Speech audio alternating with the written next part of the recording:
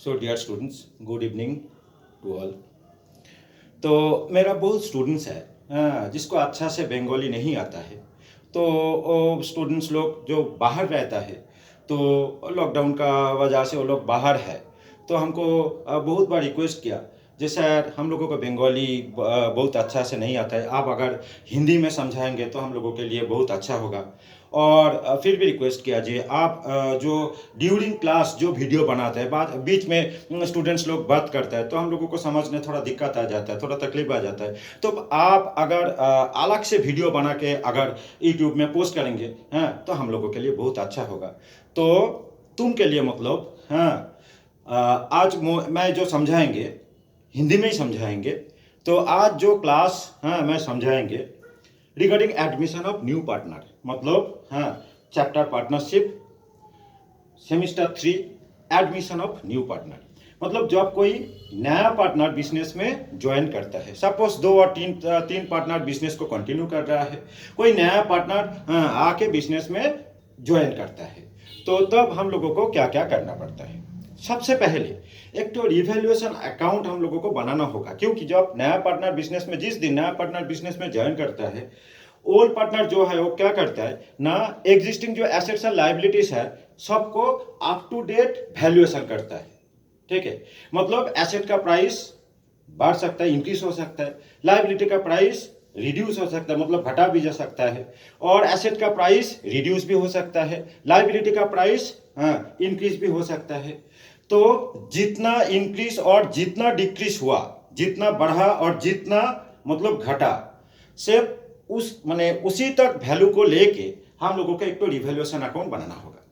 तो revaluation account का credit side में क्या क्या आएगा ना, एसेट इंक्रीज होने से और लाइबिलिटी डिक्रीज होने से हम लोग रिवैल्यूएशन अकाउंट का क्रेडिट साइड में लिखेंगे, जितना तक इंक्रीज हुआ और जितना तक घटा, मतलब जितना तक रिड्यूस हुआ। सिमिलरली डेबिट साइड में क्या क्या आएगा ना, एसेट डिक्रीज होने से, मतलब एसेट घटा जाने से और लाइबिलिटी इंक्रीज होने से डेबिट साइड में हम लोग लिखेंगे। फिर भी बोल रहा हूं, जितना बढ़ा और जितना घटा सिर्फ उसी प्राइस को रिवैल्यूएशन अकाउंट में हम लोग लेंगे। तो रिवैल्यूएशन अकाउंट से प्रॉफिट और लॉस निकल जाएगा। अगर क्रेडिट साइड ज्यादा होगा तो प्रॉफिट निकलेगा, अगर डेबिट साइड ज्यादा होगा तो लॉस निकलेगा। ये जो प्रॉफिट और लॉस जो निकलेगा, ओल्ड पार्टनर को बीच ओल्ड रेशियो में बांट देना पड़ेगा। ठीक है, तो सबसे पहले एक तो रिवैल्यूएशन अकाउंट बनाना होगा। रिवैल्यूएशन अकाउंट में क्या क्या आएगा ना, एसेट्स और लाइबिलिटीज का जितना चेंज हुआ, सिर्फ चेंज को लेके, मतलब जितना एसेट बढ़ा और जितना एसेट माने एसेट का प्राइस जितना घटा गया, सिमिलरली लाइबिलिटी जितना इंक्रीज हुआ और जितना घटा गया, सिर्फ उसको लेके रिवैल्यूएशन अकाउंट हम लोगों को बनाना होगा। बना के प्रॉफिट और लॉस निकालना पड़ेगा। मतलब क्रेडिट साइड क्या बोला मैं, क्रेडिट साइड में क्या क्या आएगा ना, एसेट इंक्रीज होने से और लाइबिलिटी डिक्रीज होने से क्रेडिट साइड में लेगा, और एसेट घटा जाने से मतलब रिड्यूस होने से और लाइबिलिटी इंक्रीज होने से डेबिट साइड में लिखेंगे। तो क्रेडिट साइड अगर ज्यादा होगा तो प्रॉफिट निकलेगा रिवैल्यूएशन अकाउंट से, और डेबिट साइड अगर ज्यादा होगा तो लॉस निकलेगा। ये जो प्रॉफिट और लॉस जो निकलेगा, ओल्ड प्रॉफिट शेयरिंग रेशियो में ओल्ड पार्टनर को बीच बांट देना होगा। ये होगा हमारा पहले वाला स्टेप। दूसरा स्टेप क्या है, एक बात समझाना होगा, जे ये जो एसेट और लाइबिलिटी माने जितना इंक्रीज हुआ और जितना डिक्रीज हुआ, इसका इफेक्ट जब बैलेंस शीट बनाएंगे, बैलेंस शीट का ऊपर तो आएगा इसका इफेक्ट। मतलब एसेट इंक्रीज होने से एसेट का प्राइस बढ़ाना होगा, एसेट घटा जाने से एसेट का प्राइस हम लोगों को कम करना पड़ेगा, रिड्यूस करना पड़ेगा। मतलब जब नया पार्टनर ज्वाइन होने का बाद एक तो बैलेंस शीट तो बनाना होगा, क्या क्या अकाउंट एक्चुअली क्या क्या बनाना होगा ना, सबसे पहले एक तो रिवैल्यूएशन अकाउंट, उसके बाद एक तो पार्टनर्स कैपिटल अकाउंट बनाना होगा, उसके बाद हम लोग बैलेंस शीट बनाएंगे।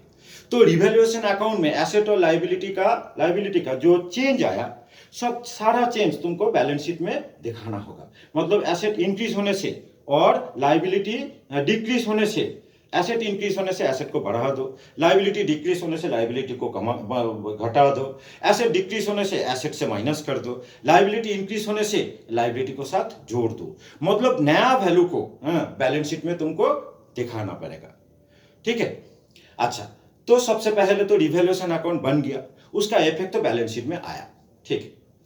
कभी कभी तुमको साम्स में दिया रहेगा जे प्लांट एंड मशीनरी डेप्रिसिएट हुआ, फर्नीचर का वैल्यू इंक्रीज हो गया, कुछ लाइबिलिटी घटा गया, साथ साथ नीचे मतलब जो एडजस्टमेंट दिया रहेगा उसमें दिया रहेगा क्या ना, the value of assets and liabilities will not be altered or will not be changed, or the value of assets and liabilities will appear in the new balance sheet at their old values।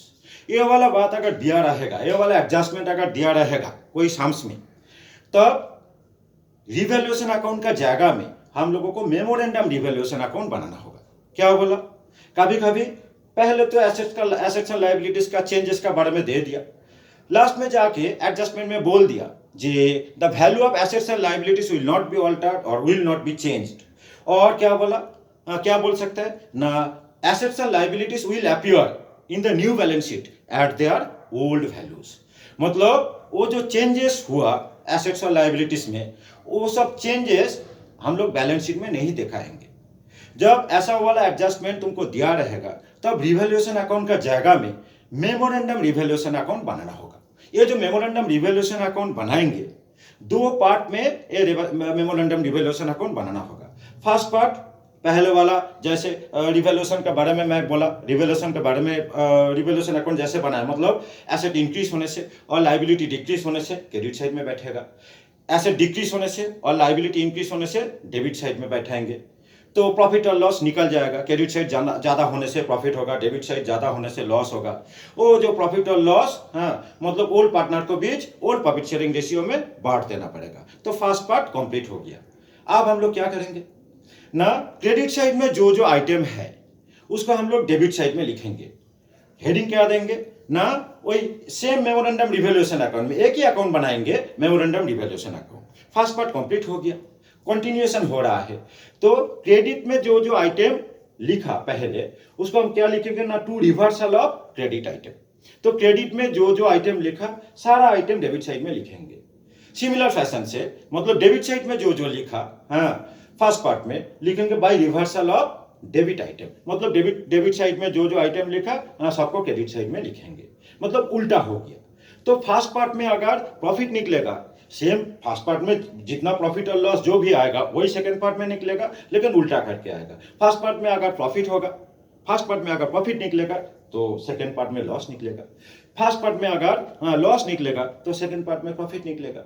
ये जो profit और loss जो निकलेगा same amount ही निकलेगा। ये sub partner को बीच मतलब नया पार्टनर को लेके नया प्रॉफिट शेयरिंग रेशियो में सबका बीच बांट देना होगा। तो ये है मेमोरेंडम रिवैल्यूएशन अकाउंट। इसका नेक्स्ट स्टेप क्या है ना, गुडविल का वैल्यूएशन करना पड़ेगा, साथ साथ गुडविल का ट्रीटमेंट भी करना पड़ेगा। तो गुडविल का वैल्यूएशन के बारे में थोड़ा समझा देंगे, और गुडविल का ट्रीटमेंट, गुडविल का क्या क्या ट्रीटमेंट होगा उसके बारे में तो अच्छा से समझाना ही होगा। एक क्लास में तो पूरा एडमिशन तो खत्म नहीं होगा, 2-3 क्लास में हम वीडियो बना के सब यूट्यूब में पोस्ट कर देंगे। तो वैल्यूएशन ऑफ गुडविल सबसे पहले बताना पड़ेगा, जे बिजनेस ऐसे गोइंग कंसर्न कभी गुडविल का वैल्यूएशन नहीं किया जाता है। तो गुडविल का वैल्यूएशन कब किया जाता है, जो गोइंग कंसर्न है मतलब रनिंग बिजनेस है, उसका अगर जाके तुम लोग पूछोगे जो आपका बिजनेस का गुडविल का वैल्यूएशन कितना, वो बोल नहीं पाएगा, बोल नहीं सकेगा, ठीक है ना, क्योंकि बिजनेस ऐसे गोइंग कंसर्न का भी गुडविल का वैल्यूएशन नहीं किया जाता है। तो in case of partnership business कब गुडविल का वैल्यूएशन किया जाता है ना, at the time of admission of new partner, और at the time of retirement of any existing partner, और at the time of death of any existing partner हम लोगों को गुडविल का वैल्यूएशन करना पड़ेगा, ठीक है। तो गुडविल वैल्यूएशन करने के लिए बहुत सारा मेथड है। नंबर 1 मेथड जो है average profit method, number 2 method जो है super profit method, number 3 method जो है मतलब कैपिटलाइजेशन ऑफ एवरेज प्रॉफिट और capitalisation of super profit method, number 4 annuity method. ये 4 मेथड से हो जाएगा। जनरली तुम लोगों का साम्स में एवरेज प्रॉफिट मेथड और सुपर प्रॉफिट मेथड, ये दोनों मेथड तुमको सीखना होगा। तो एवरेज प्रॉफिट मेथड में कैसे गुडविल का वैल्यूएशन किया जाता है ना, तुमको पिछले 5 और 6 साल का और 4 साल का प्रॉफिट दिया रहेगा।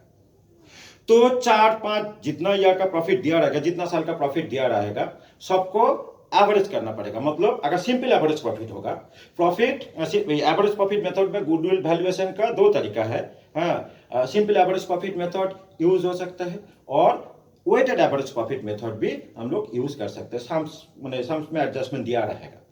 तो कुछ अगर नहीं दिया रहेगा तो सिंपल एवरेज प्रॉफिट में गुडविल का वैल्यूएशन निकालेंगे। तो कैसे निकालेंगे? सपोज पिछले 4 साल का प्रॉफिट दिया रहा है, तो 4 साल का प्रॉफिट जोड़ के 4 से डिवाइड करेंगे, एवरेज प्रॉफिट निकल जाएगा। और कितना ईयर्स परचेस में गुडविल का वैल्यूएशन होता है वो भी सम्स में दिया रहेगा। ठीक है, सपोज बोल दिया जे 3 ईयर्स परचेस में गुडविल का वैल्यूएशन होगा। सपोज ऐसे करके एडजस्टमेंट दिया रहा है, goodwill is to be valued 3 years purchase of the past 5 years average profit, ऐसे करके एडजस्टमेंट दिया रहा है। तो 5 साल का प्रॉफिट जोड़ के 5 से डिवाइड करेंगे और जितना ईयर परचेस मतलब 3 ईयर्स परचेस बोला, 3 से इंटू कर देंगे, मतलब गुडविल का वैल्यू निकल जाएगा। ये हो गया according to simple average profit method. अगर weighted average profit method use करने के लिए बोल देगा तो वेट दिया रहेगा, तो हर साल का प्रॉफिट को हर साल का प्रॉफिट को हर साल का जो वेट दिया रहा है उसी से इंटू करना पड़ेगा। अगर वेट नहीं दिया रहेगा तो रूल है क्या, जे लास्ट ईयर को सबसे ज्यादा वेट दो, मतलब 1 2 3 4। अगर 4 साल का प्रॉफिट दिया रहा है, अगर पिछले 4 साल का प्रॉफिट दिया रहेगा, तो हम लोग वेट जो लेंगे क्या क्या ना 1 2 3 4। तो फर्स्ट ईयर का जो प्रॉफिट है उसको 1 से इंटू करो, सेकंड ईयर का जो प्रॉफिट है उसको 2 से इंटू करो, थर्ड ईयर का जो प्रॉफिट है उसको 3 से इंटू करो, फोर्थ ईयर का जो प्रॉफिट है उसको 4 से इंटू करो। जोड़ दो सबको, मतलब first year profit into 1 plus second year profit into 2 plus third year profit into 3 plus fourth year profit into 4 plus हो गया। उसको क्या करेंगे ना टोटल वेट से डिवाइड करेंगे। टोटल वेट मतलब वेट क्या क्या था 1 2 3 4, मतलब 2 1 3 3 3 6 और 4 10, 10 से डिवाइड करेंगे। 1 2 3 4 अगर 4 साल का प्रॉफिट दिया रहेगा, तो वेट क्या क्या लेंगे ना 1 2 3 4, तो 1 2 3 3 3 6 और 4 मतलब 10, तो 10 से डिवाइड करेंगे, बस एवरेज प्रॉफिट निकल जाएगा। उसको जितने ईयर परचेस से गुडविल का वैल्यूएशन करने के लिए बोल देगा सम्स में, नंबर ऑफ ईयर्स परचेस को इंटू कर देंगे, बस गुडविल का वैल्यूएशन निकल जाएगा। गुडविल का वैल्यूएशन हो गया, गुडविल का वैल्यू हम लोग निकल पाएगा। ठीक है, तो ये तो वैल्यूएशन ऑफ गुडविल हुआ according to average profit method. Average profit का 2 पार्ट में बोल दिया, एक तो सिंपल एवरेज प्रॉफिट मेथड और एक तो वेटेड एवरेज प्रॉफिट मेथड। दूसरा जो मेथड अप्लाई करेंगे सुपर प्रॉफिट मेथड। तो according to super profit method goodwill का वैल्यू कैसे निकाल पाएंगे ना। सुपर प्रॉफिट सबसे पहले तुमको निकालना होगा। सुपर प्रॉफिट को नंबर ऑफ ईयर्स परचेस से इंटू करेंगे। जैसे एवरेज प्रॉफिट मेथड में हम लोग क्या किया, पहले एवरेज प्रॉफिट को निकाला और एवरेज प्रॉफिट को नंबर ऑफ ईयर्स परचेस से इंटू कर दिया था, गुडविल का वैल्यूएशन निकल गया था। तो according to super profit method पहले तुमको सुपर प्रॉफिट निकालना होगा। सुपर प्रॉफिट को नंबर ऑफ ईयर्स परचेस से इंटू कर देंगे तो गुडविल का वैल्यू निकल जाएगा, गुडविल का वैल्यू गुडविल बन जाएगा, गुडविल का वैल्यू बन जाएगा। ठीक है, तो सुपर प्रॉफिट क्या है? सुपर प्रॉफिट मतलब फॉर्मूला है जे future maintainable trading profit minus normal profit. Future maintainable trading profit minus normal profit करने से सुपर प्रॉफिट मिल जाता है। ठीक है, तो future maintainable trading profit generally दिया रहेगा और नॉर्मल प्रॉफिट जनरली कैसे नॉर्मल प्रॉफिट को हम लोग मतलब निकल सकता है ना, क्लोजिंग कैपिटल एम्प्लॉयड को नॉर्मल रेट ऑफ रिटर्न से इंटू करके मतलब नॉर्मल प्रॉफिट निकल जाता है। अगर नॉर्मल प्रॉफिट दिया रहेगा तो अच्छा होगा, मतलब फ्यूचर मेंटेनेबल ट्रेडिंग प्रॉफिट भी दे दिया, साथ साथ नॉर्मल प्रॉफिट भी दे दिया। तो फ्यूचर मेंटेनेबल ट्रेडिंग प्रॉफिट से नॉर्मल प्रॉफिट को माइनस कर देंगे तो सुपर प्रॉफिट निकल जाएगा। अगर नॉर्मल प्रॉफिट जब नहीं दिया रहेगा तुमको निकलना होगा, कैसे निकाल पाएंगे नॉर्मल प्रॉफिट को ना, क्लोजिंग कैपिटल एम्प्लॉयड को नॉर्मल रेट ऑफ रिटर्न से इंटू कर देंगे तो नॉर्मल प्रॉफिट निकल जाएगा। तो क्लोजिंग कैपिटल एम्प्लॉयड कैसे निकल पाता है ना, टोटल एसेट से excluding non trading assets, excluding fictitious asset. Total asset लेगा सब मार्केट वैल्यू में, उससे करंट लायबिलिटी को माइनस कर देंगे, हाँ माइनस कर देगा, तो क्लोजिंग कैपिटल एम्प्लॉयड हाँ निकल जाएगा। बैलेंस शीट तो दिया रहेगा, तो बैलेंस शीट का जो एसेट साइड में जो जो एसेट है उससे नॉन ट्रेडिंग एसेट को एक्सक्लूड कर दो, हटा दो। नॉन ट्रेडिंग एसेट मतलब जनरली इन्वेस्टमेंट को हम लोग non trading asset non trading asset बोल के मान लेते हैं। तो नॉन ट्रेडिंग एसेट को छोड़ दो और फिक्टिशियस एसेट अगर बैलेंस शीट में कुछ दिया रहेगा उसको मत लो, बाकी सारा एसेट्स को ले लो, उससे करंट लायबिलिटी को माइनस कर दो, बस क्लोजिंग कैपिटल एम्प्लॉयड निकल जाएगा। तो closing capital employed into normal rate of return कितना परसेंटेज तुमको दिया रहेगा, तो नॉर्मल जो क्लोजिंग कैपिटल एम्प्लॉयड मिला उसको नॉर्मल रेट ऑफ रिटर्न से इंटू करो, तो नॉर्मल प्रॉफिट निकल जाएगा। तो फ्यूचर मेंटेनेबल ट्रेडिंग प्रॉफिट से नॉर्मल प्रॉफिट को माइनस करो, मतलब सुपर प्रॉफिट निकल जाएगा। सुपर प्रॉफिट को जितना ईयर्स परचेस में गुडविल का वैल्यूएशन होता है उसी से इंटू कर दो, तो according to super profit method goodwill का वैल्यूएशन मिल जाएगा, गुडविल का वैल्यूएशन हो गया। ठीक है, अच्छा, तो ये तो हो गया according to average profit method कैसे हम लोग गुडविल का वैल्यूएशन कर सकते हैं, साथ साथ according to super profit method कैसे गुडविल का वैल्यूएशन हम लोग कर सकते हैं। और दो मेथड जो है, एक तो है तो एन्युटी मेथड और एक तो है कैपिटलाइजेशन ऑफ प्रॉफिट मेथड। तो कैपिटलाइजेशन ऑफ प्रॉफिट मेथड अगर हम लोग एवरेज प्रॉफिट को ले सकते हैं और सुपर प्रॉफिट को भी ले सकते हैं, जब मतलब according to capitalisation of profit method में जब गुडविल का वैल्यूएशन हम लोग माने करेंगे तब कैपिटलाइजेशन ऑफ एवरेज प्रॉफिट जो होता है हम लोग एवरेज प्रॉफिट को ले सकते हैं और सुपर प्रॉफिट को भी लेके माने गुडविल का वैल्यूएशन कर सकते हैं अकॉर्डिंग टू क्या बोला जे कैपिटलाइजेशन ऑफ प्रॉफिट मेथड। ठीक है, जनरली सम्स में एवरेज प्रॉफिट मेथड और सुपर प्रॉफिट मेथड ये दोनों यूज होता है। मतलब थर्ड सेमेस्टर का जो एडमिशन का जो सम्स देता है एग्जाम में, ये दोनों प्रॉफिट मेथड में तुमको गुडविल का वैल्यूएशन करना पड़ेगा। ठीक है, अच्छा, वो दोनों मेथड में अगर जरूरत पड़ेगा तो नेक्स्ट क्लास में मैं समझा देंगे। अब सबसे मतलब इम्पोर्टेंट जो माने पार्ट है जो गुडविल का ट्रीटमेंट, सबसे पहले क्या किया, रिवैल्यूएशन अकाउंट बनाया। और जब ऐसा एडजस्टमेंट दिया रहेगा जे इन नया balance sheet assets and liabilities old value appear होगा, मतलब ऐसे करके एडजस्टमेंट दिया रहता है जे the value of assets and liabilities will not be altered और विल नॉट बी चेंज्ड, और the assets and liabilities will appear in the new balance sheet at their old values. तब तो रिवैल्यूएशन अकाउंट का जगह में हम लोग memorandum revaluation account बनाएंगे।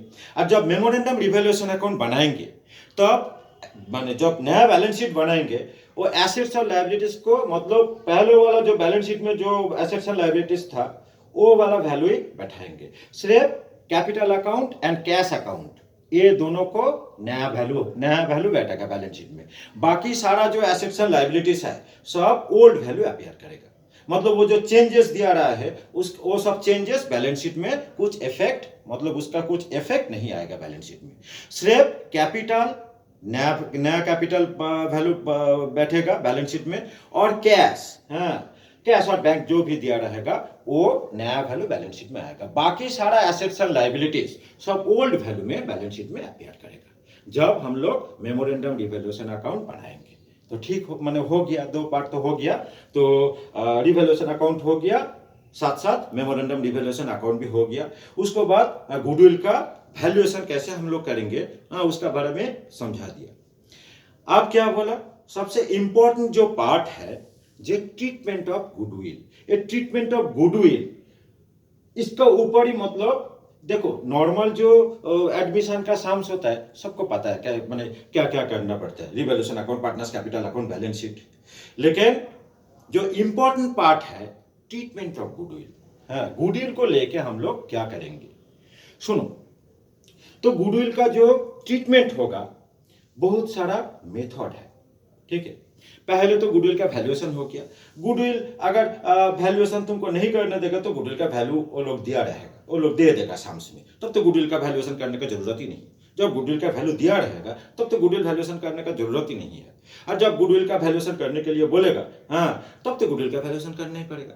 उसके बाद गुडविल को ट्रीटमेंट करेंगे। तो गुडविल ट्रीटमेंट, सिर्फ गुडविल ट्रीटमेंट का अलग से सम भी एग्जाम में देता है, ठीक है, एग्जाम में देता है सिर्फ गुडविल ट्रीटमेंट। अच्छा, तो फर्स्ट जो गुडविल ट्रीटमेंट है, सुनो, नया पार्टनर जब बिजनेस में जब ज्वाइन करता है उसको तो कैपिटल तो जरूर लाना पड़ता है। और क्या लाना पड़ता है ना, मतलब capital in addition to paying his capital, साथ साथ गुडविल के लिए कुछ पैसा मतलब बिजनेस में लाना पड़ता है। तो नया पार्टनर को कब बिजनेस में गुडविल के लिए पैसा लाना पड़ता है। ये जो गुडविल के लिए जो पैसा नया पार्टनर जो लाता है इसको कहते हैं प्रीमियम फॉर गुडविल। तो नया पार्टनर बिजनेस में कब प्रीमियम फॉर गुडविल मतलब लाएगा, सुन अच्छा से समझा देता हूं ना। जब बैलेंस शीट में गुडविल फुल वैल्यू में अपीयर नहीं करेगा, when in balance sheet goodwill does not appear at its full value, तो अब नया पार्टनर को बुलाया जाता है जे गुडविल के लिए पैसा दो, ठीक है। अगर बैलेंस शीट में गुडविल फुल वैल्यू में दिया रहेगा तो नया पार्टनर को मतलब गुडविल के लिए कुछ प्रीमियम मतलब गुडविल के लिए पैसा देने का जरूरत नहीं पड़ेगा, ठीक है। नया पार्टनर तब बिजनेस में गुडविल के लिए पैसा देगा और पैसा लाएगा कब ना, व्हेन माने goodwill does not appear in the balance sheet at its full value. तो जब बैलेंस शीट में गुडविल फुल वैल्यू में अपीयर नहीं करेगा तो तब नया पार्टनर को बुलाया जाता है जे प्रीमियम फॉर गुडविल तुमको लाना होगा, in addition to paying his और हर कैपिटल। तो कैपिटल को साथ साथ कैपिटल को छोड़ के अलग से मतलब प्रीमियम फॉर गुडविल लाना होगा। तो नया पार्टनर वो वाला गुडविल अगर बिजनेस में ला पाएगा, ठीक है, तब एंट्री क्या होगा, मतलब नया पार्टनर को गुडविल लाने के लिए बुलाया, नया पार्टनर बिजनेस में प्रीमियम फॉर गुडविल लाया। ये जो प्रीमियम फॉर गुडविल जो जब लाएगा मतलब नया partner brings premium for goodwill, obviously माने हिज और हर शेयर ऑफ गुडविल वो बिजनेस में लाएगा। टोटल वैल्यू ऑफ गुडविल तो कभी नहीं लाएगा, ठीक है। जितना शॉर्टफॉल है वो शॉर्टफॉल का उतना माने नया पार्टनर को जितना परसेंटेज है, जितना प्रॉफिट का परसेंटेज उसको मिलेगा। सपोज नया पार्टनर को 1/4 प्रॉफिट का पोर्शन मिलेगा तो 1/4 पोर्शन ही वो लाएगा जितना शॉर्टफॉल है। अगर बैलेंस शीट में क्या बोला, बैलेंस शीट में गुडविल अगर फुल वैल्यू में दिया रहेगा तो नया पार्टनर को गुडविल लाने का जरूरत ही नहीं पड़ेगा, ठीक है। नया पार्टनर तब बिजनेस में प्रीमियम फॉर गुडविल लाएगा जब बैलेंस शीट में गुडविल फुल वैल्यू में अपीयर नहीं करेगा, ठीक है। तो नया पार्टनर को बुलाया गया जे प्रीमियम फॉर गुडविल आपको देना होगा। नया पार्टनर प्रीमियम फॉर गुडविल लाया तो उसको लेके मतलब दो ट्रीटमेंट हो सकता है। एक आइदर ओल्ड पार्टनर उसको बिजनेस में रिटेन कर सकता है, मतलब cash brought by new partner as premium for goodwill and premium for goodwill retained in the business. तब हम लोग क्या करेंगे, जर्नल एंट्री होता है bank account debit to premium for goodwill और premium for goodwill account debit to old partners capital account. A part में क्या हुआ, bank account debit to premium for goodwill, और दूसरा पार्ट में क्या किया, premium for goodwill account debit to old partners capital account. तो premium for goodwill debit credit cut गया तो एक्चुअली क्या हुआ, bank account debit to old partners capital account. ये होगा जर्नल किसके लिए ना, new partner brings his share of premium for goodwill and goodwill को बिजनेस में रिटर्न किया, ठीक है। ओल्ड पार्टनर लोग मतलब new partner brings his share of goodwill into the business and माने premium for goodwill return in the business, ठीक है। तो एंट्री में क्या बोला, bank account debit to old partners capital account. तो ओल्ड पार्टनर्स कैपिटल मतलब एक से ज्यादा तो पार्टनर है, तो कौन